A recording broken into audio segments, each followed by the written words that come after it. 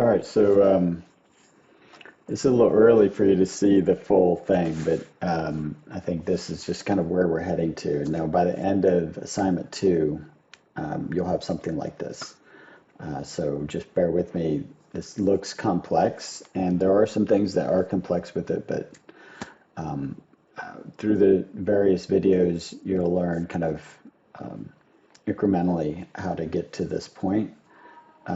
And this will give you kind of a plethora of tools that you can use in Revit when you get into your own designs. So a couple other things, at the very beginning, you're going to just learn step by step, just columns, putting in columns, putting in beams, putting in floors, putting in walls. I'm going to show you videos that are more generic. They may try to reference a existing building, but they're not the existing building that you see in front of you. They're going to be something else. So every time that I'm referencing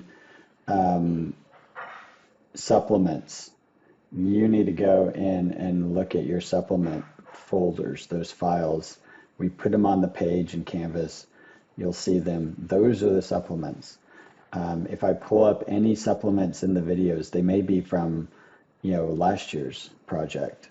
So don't get confused because these videos take a lot of time for me to make. So what I'm trying to do is just kind of leverage a lot of that information from years past. And you're just going to have to translate that into this year's project. And this year's project is what you see in front of you. And it has supplements for it. And then the other thing you should know as you're watching these videos, if ever I say download this for Revit 22 or this is for Revit 21, it's always Revit 24. It's always the year that we're actually in.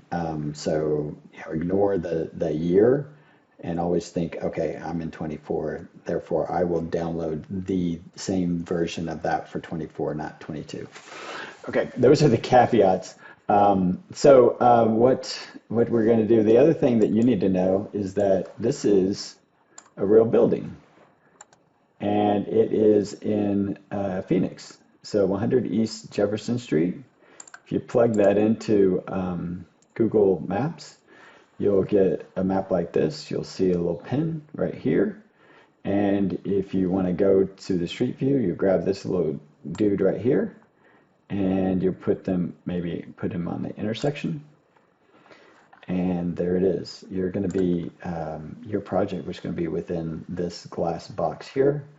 We're going to model all the way back to the stair tower here and the parking garage entry. And we will not be modeling anything above this kind of eyebrow right here.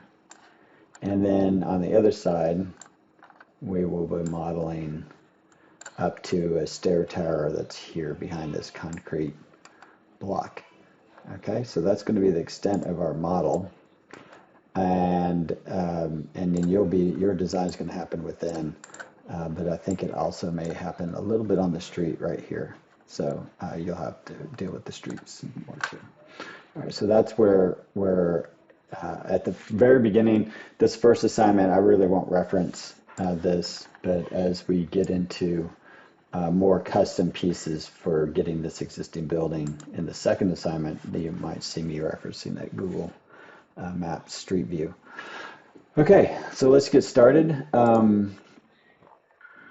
So as you're watching the videos that are generic videos on different pieces of building walls, floors, beams, columns, you'll want to then take that information and be building your own existing model, kind of what you see in front of me right now.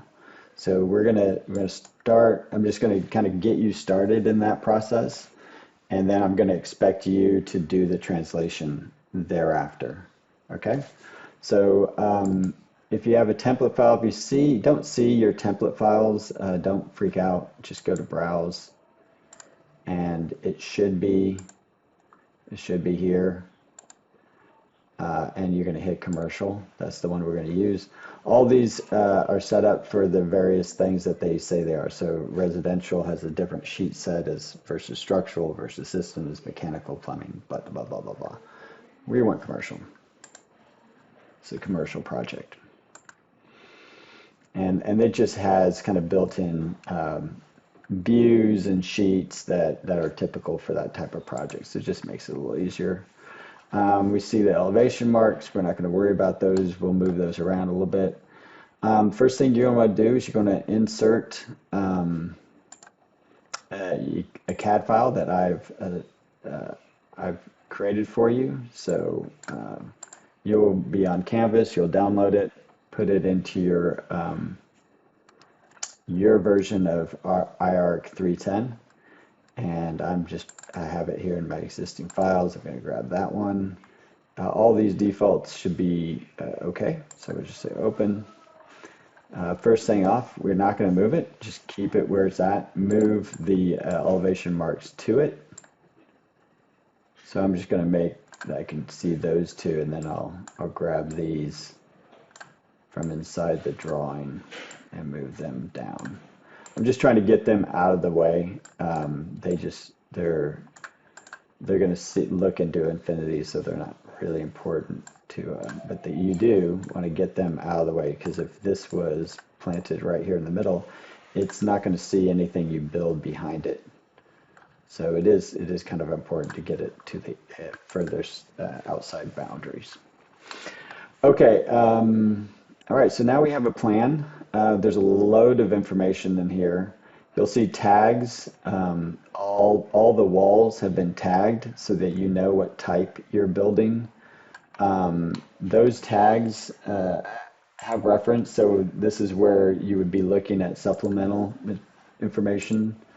So you'll see at the end of each wall type that I've created, its tag. So you should be looking for I1 if you're building that, and you can see that right now that's it. And then this will go into its assembly. So you'll want to get this accurate. Don't worry about that. It's more information you need to know right now. When you get to the walls and you get to custom walls video, then you'll start using that.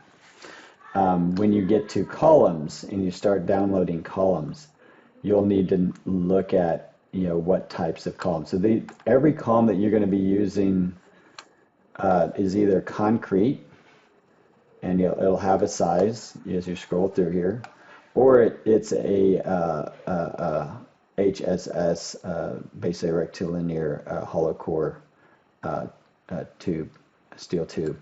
So, and I think that's the only one, so you'll end up doing that. So again, that'll be when you get to columns, you'll need to know that information so you can reference that. It's directly on this plan, so it's perfect. The only other thing that you'll need to know when you get to beams, I'm just going to go back into the complete file. So you won't have this information in front of you, but you'll have a supplement that you can look at. I'm just going to go to, I think I have it on level 2 ceiling plan. Yeah. So you'll see also a PDF that has all this information, the column information again done, but you also see then these are beam tags. So this is the beam, the concrete beam that you're going to need.